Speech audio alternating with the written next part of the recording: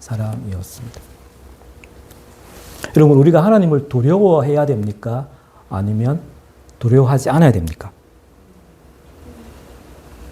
두려워해야 됩니까? 두려워하지 않아야 됩니까?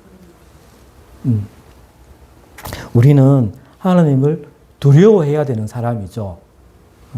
그런데 또한 우리는 하나님을 두려워하지 않아요. 요셉이 이렇게 말했습니까? 내가 어찌 큰 악을 행하여 내 주인 보디발에게 죄를 지으리까? 라고 말했습니까? 요셉은 이렇게 말하지 않았어요. 내가 어찌 이 큰 악을 행하여 내 주인의 아내인 당신에게 죄를 지으리까? 이렇게 말하지 않았습니다. 요셉은 그렇게 말하지 않았어요. 요셉에게 가장 중요한 것은 사람이 아니라 하나님이었죠. 하나님께 죄를 범할 수 있다는 사실이었어요. 우리가 하나님께서 나를 항상 보고 계신다고 믿는다면 우리는 감히 죄를 범하지 못할 것입니다. 하나님의 임재를 믿고 깨닫고 믿는다면 이 믿음이 유혹을 막아주는 방패가 될 것입니다. 우리를 거룩하게 살도록 지켜주는 것입니다. 요셉은 유혹을 이 믿음으로 승리하는 그러한 삶을 살았습니다. 마태복음 4장에서도 예수님은 성령에 이끌려 광야에서 40일 금식하신 후에 이 사탄의 유혹을 3번이나 받았습니다. 그러나 예수님은 말씀으로 모든 유혹을 다 이겨냈었습니다.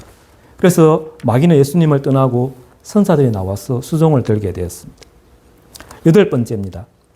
8번째 닮은 점은 이 거짓으로 고발을 당했습니다. 보디발의 아내는 자신이 요셉을 유혹해놓고 요셉이 자기를 동침하려 했다라고 거짓으로 고발했습니다. 무고죠. 요셉은 종살이에 이어서 감옥살이까지 하는 그러한 억울한 고소를 당했습니다. 근데 요셉을 보면 요셉은 이 보디발의 아내에게 원한을 품지 않아요. 손뿌리에 굴복하지 않아요. 예수님 역시 거짓 고발을 당하죠. 예수님은 어떤 고발을 당했습니까? 예수님이 왜 십자가에 못 박혀 죽으셨죠?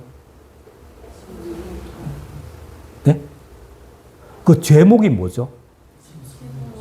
네? 그렇죠. 신성모독. 신성을 모독했다는 거죠. 그리고 또 반란을 일으키려고 했다. 뭐 이런 제목이 있을 수 있습니다. 그런데 이 대제사장들과 온 공회가 예수를 죽이려고 그를 칠 거짓 증거를 찾았는데 거짓 증인들은 많이 왔으나 얻지 못하였다라고 말하고 있습니다. 9번째입니다. 그 둘은 모두 다 2명의 다른 죄인들과 함께 있었고 그중 하나는 구원을 받고 다른 하나는 구원을 받지 못했습니다. 요셉이 감옥에 갇혀 있을 때 바로의 그 술 따르는 신하 그리고 또 굽는 신하가 함께 갇혔는데 예수님도 십자가에 달리실 때 이 두 강도와 함께 십자가에 달렸습니다. 요셉과 함께 했던 두 신하 중에 술 따르는 신하는 요셉의 해명대로 살아났고 또 굽는 신하는 처형을 당했죠. 또 예수님과 함께 달린 그 두 강도 중에 한 강도는 예수님을 비방하고 죽었고 다른 한 강도는 예수님께 자비를 구했고 구원의 약속을 받게 됩니다. 10번째입니다. 모두 다 고난 후에 높임을 받았습니다.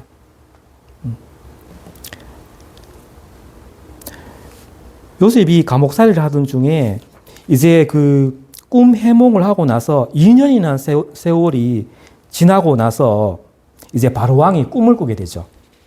꿈에 나일강 하숫가에 이 바로왕이 서 있었는데 바로왕이 보니까 아름답고 살찐 7 암소가 그 하수에서 올라왔어요.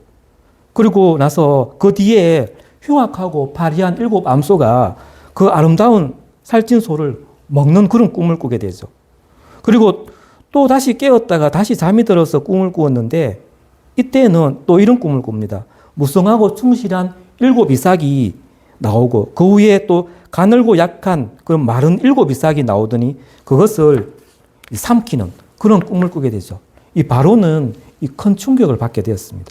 그래서 이 바로 왕이 이제 많은 그 지혜자들을 부르게 되죠. 이때 바로 왕은 그 이집트 시대에 많은 신들을 믿고 있었습니다. 뭐 악어도 믿고 황소도 믿고 또 따오기도 믿고 여러 종류의 물건들, 뭐 부추나 양파까지도 신봉했다라고 말합니다. 그래서 고대인들은 이런 애굽 사람들을 가리켜서 그들의 신들이 채소밭에서 자라나는 행복한 사람 이렇게 칭했다고 합니다. 바로 왕이 애굽의 그 지혜 있는 모든 사람들을 불러서 그 꿈을 해석하겠지만 그 꿈을 해석하는 자가 없었습니다. 이 꿈은 결국은 7년간의 큰 풍년이 있고 그 위에 7년의 큰 흉년이 있다라고 하는 그 하나님의 계시인 거죠. 하나님은 간혹 하나님의 그 뜻을 꿈을 통해서 보여주시기도 합니다. 그때 이제 그제서야 이 술 맡은 이 장관이 그동안 까맣게 잊어버렸던 그 요셉을 생각하게 됩니다. 그래서 요셉이 이제 바로의 궁전에 이제 불려가게 되죠. 이러한 그 이방인들의 그 나라, 그 강대국의 그 이방인들의 그 신전이 있는 그 애굽의 궁전에서 이 요셉은 하나님이 유일한 참 하나님이다 라고 말하는데 부끄러워하지 않습니다. 요셉은 그 꿈을 위엄 있게 해석합니다. 그래서 결국은 바로 왕의 사랑을 받아서 애굽의 총리가 됩니다. 바로 왕이 이렇게 말하죠. 이와 같이 하나님의 신에 감동한 사람을 우리가 어찌 얻으리요? 하나님이 모든 것을 내게 보이셨으니 너와 같이 명철하고 지혜 있는 자가 없도다. 또 이렇게 말합니다. 너는 내 집을 치리하라. 내 백성이 다 너의 명령을 복종하겠다.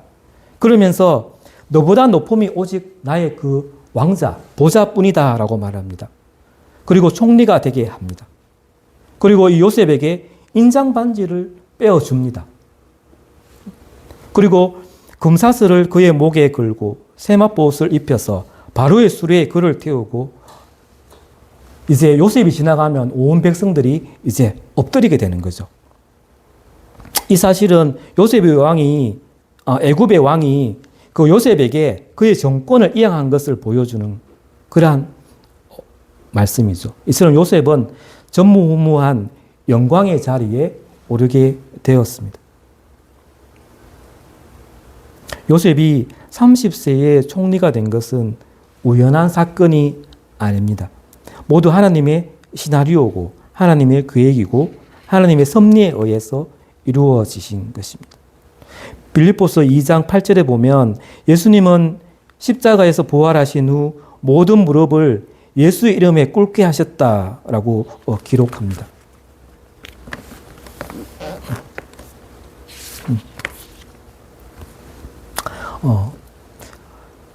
여기에서 그 배후에 숨은 그런 성경의 어떤 진리 한 가지를 말하고자 합니다. 그것은 이 본문 배후에 있는 하나님의 그 주권, 하나님의 섭리에 대해서 말하고 있는 겁니다. 창세기 41장 7절, 8절에 보면 바로가 깬 적 꿈이라 아침에 그 마음이 번민하여 라고 말하고 있습니다.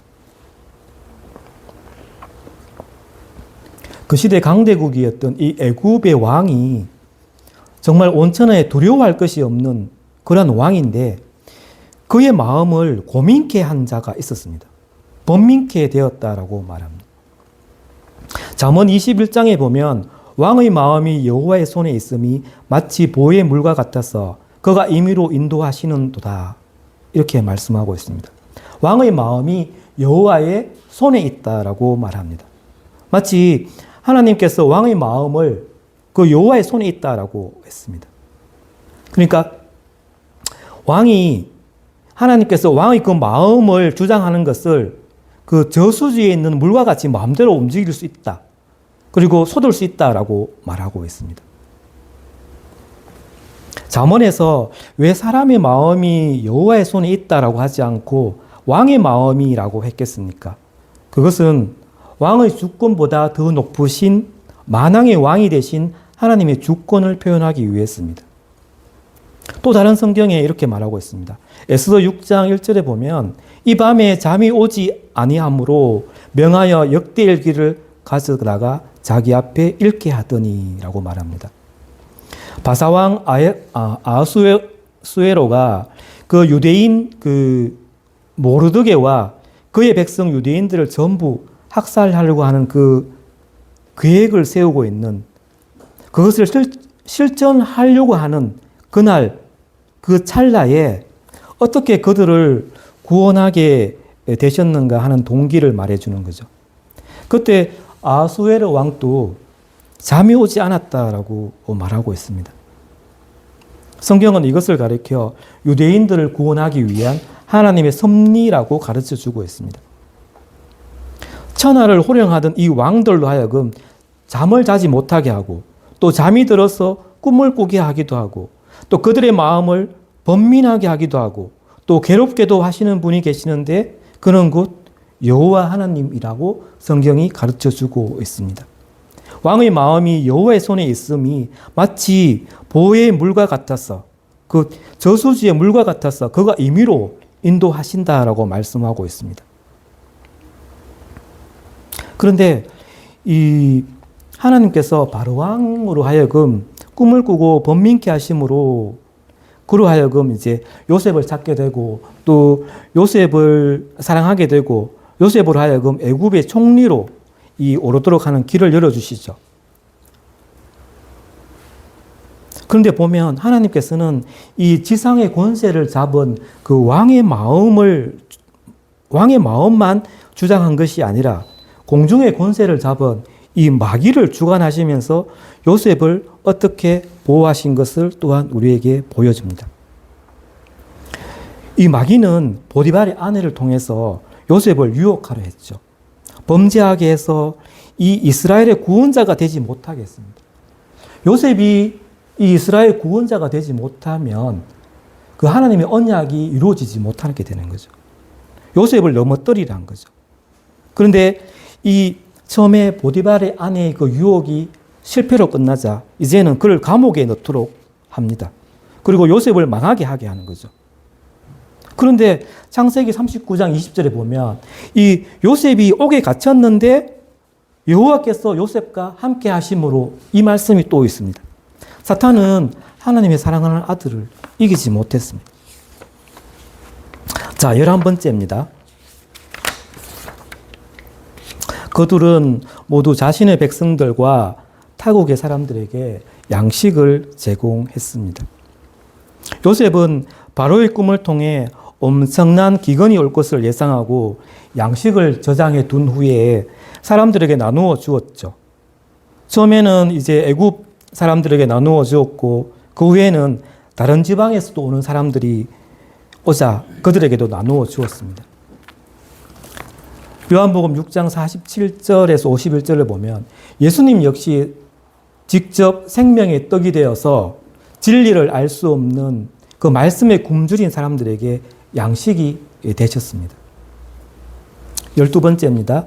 그들의 백성들 그리고 형제들은 그들을 알지 못하고 이방인 취급을 당하게 됩니다.